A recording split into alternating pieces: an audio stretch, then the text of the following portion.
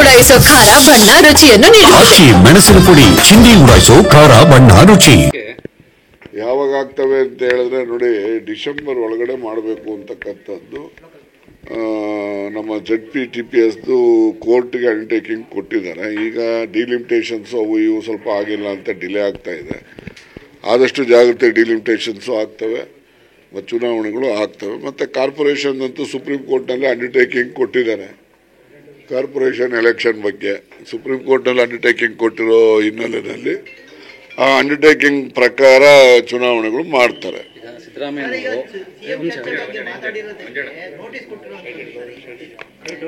ಅಯ್ಯೋ, ಈಗ ಇವೆಲ್ಲ ಡೀಟೇಲ್ ಒಂದ್ಸರಿ ಹೇಳ್ತೀನಿ. ಈಗ ಯಾಕೆ ಶಿಸ್ತು ಪಾಲನಾ ಸಮಿತಿ ಇನ್ನೊಂದು ಮತ್ತೊಂದು ನೋಟಿಸ್ ಕೊಟ್ಟಿರೋರು, ತಗೊಂಡಿರೋರು, ಹೇಳಿರೋರು ಎಲ್ಲನೂ ಕೂಡ ಇನ್ನೊಂದ್ಸರಿ ವಿವರವಾಗಿ ನಾನು ನಿಮ್ಮ ಮುಂದೆ ಹೇಳ್ತೀನಿ. ಈಗ ಅದ್ರ ಬಗ್ಗೆ ಏನು ಹೇಳಕ್ ಹೋಗೋದಿಲ್ಲ.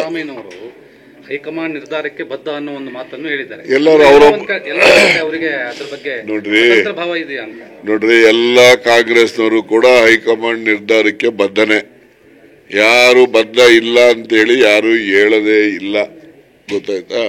ಆ ಬದ್ಧತೆ ಯಾರ್ಯಾರು ಹೆಂಗಿರ್ತಾರೆ ಅನ್ನೋದು ಕಾಲ ಕೇಳಪ್ಪ, ಹೇಳೋ ತನಕ ನೀನು ಯಾರ್ಯಾರು ಯಾವ್ಯಾವ ಸಂದರ್ಭಕ್ಕೆ ಬದ್ಧತೆ ಇರ್ತಾರೆ, ಎಷ್ಟೆಷ್ಟು ಇರ್ತಾರೆ ಅಂತಕ್ಕಂಥದ್ದನ್ನು ಕಾಲ ನಿರ್ಣಯ ಮಾಡ್ತದೆ. ಅಲ್ಲ, ಹೈಕಮಾಂಡ್ ನಿರ್ಧಾರ ಬದಲಾಗುವ ಸಾಧ್ಯತೆ ಇದೆಯಾ ಅಂತ ನಾನು ಹೈಕಮಾಂಡ್ ಚರ್ಚೆಗಳು ಏನಾರ ಹಾಕೊಡ್ಲಿ, ಏನಾರ ಆಗದೆ ಇರ್ಲಿ, ಎಲ್ಲನೂ ಕೂಡ ಕಾಲ ತೀರ್ಮಾನ ಮಾಡುತ್ತೆ. ಹೈಕಮಾಂಡ್ ನಿರ್ಧಾರ ಬದಲಾಗಲ್ಲ ಅನ್ನುವಂತ ನನಗೆ ಗೊತ್ತಿಲ್ಲ. ಹೈಕಮಾಂಡ್ ಯಾವತ್ತು ಕಾಂಗ್ರೆಸ್ ಪಕ್ಷದಲ್ಲಿ ಸುಪ್ರೀಂ. ಅದು ಯಾವುದೇ ನ್ಯಾಷನಲ್ ಪಾರ್ಟಿನಲ್ಲಿ, ಬರೀ ಕಾಂಗ್ರೆಸ್ಸೇ ಅಂತಲ್ಲ, ಯಾವುದೇ ನ್ಯಾಷನಲ್ ಪಾರ್ಟಿಗಳಲ್ಲಿ ಹೈಕಮಾಂಡ್ ಸುಪ್ರೀಮಸಿ ಇರ್ತದೆ.